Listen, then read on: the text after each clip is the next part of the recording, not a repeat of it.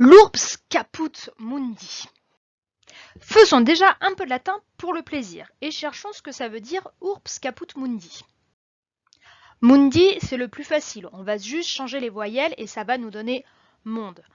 Caput, il faut réfléchir un peu plus parce que littéralement en fait c'est la tête. Alors évidemment on voit pas trop le rapport entre tête et caput, mais en fait ça nous a donné capitale, donc la tête d'un pays, la capitale. Et puis urbs. Alors urbs comme ça, mais en fait, ça nous a donné l'adjectif urbain, ou une personne, on peut dire que c'est un urbain. Donc en fait, urbs, ça veut dire la ville. Donc traduire le du latin, en fait, c'est très facile parce qu'en fait, on parle déjà latin sans même forcément le savoir. Donc urbs caput mundi, la ville, pas une ville, la ville, Rome, capitale du monde, tout simplement avec toute l'humilité romaine. Mais ils n'ont pas tout à fait tort puisque Rome, c'est la plus grande ville de l'Antiquité. On estime sa population à peu près 1 million d'habitants, ce qui est énorme sous le règne d'Auguste. Un chiffre très impressionnant pour l'époque.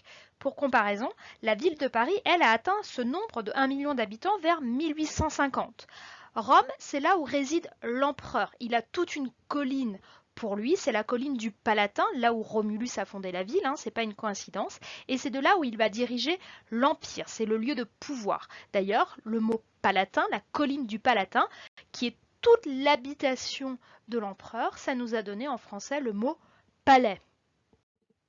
Rome peut donc être vue comme une métropole de l'Antiquité. Alors, comment est-ce qu'on habitait cette métropole dans l'Antiquité?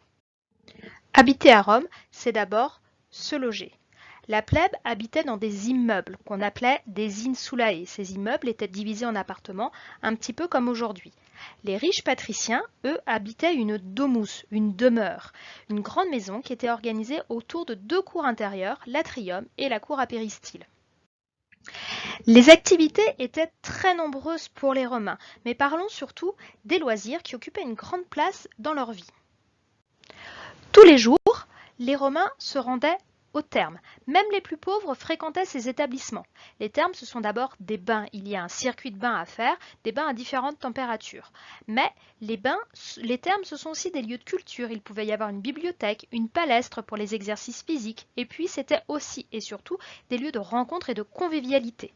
La présence des multiples thermes à Rome témoigne d'une très grande maîtrise technique des Romains, parce qu'il fallait la chauffer, l'eau, et puis aussi d'une très grande maîtrise de l'hydraulique, parce qu'il fallait l'amener. L'approvisionnement en eau de la ville a toujours été un enjeu important. C'est pour ça que dans les villes romaines, et notamment à Rome, il y a ce qu'on appelle des aqueducs qui servent à amener l'eau. À Rome, on trouve aussi le Circus Maximus, littéralement le plus grand cirque. Et c'est vrai que c'était le plus grand cirque de l'Antiquité et le plus grand bâtiment public de Rome. Ce cirque pouvait accueillir 260 000 spectateurs selon Pline l'Ancien au 1er siècle après Jésus-Christ. Cette construction était surtout destinée aux courses de chars, mais pas que. Et pour comparaison, le Stade de France aujourd'hui a une capacité maximale de 81 338 spectateurs. Et puis bien sûr, un autre édifice mythique et symbolique de la ville de Rome, l'amphithéâtre Flavien, plus connu sous le nom de Colisée.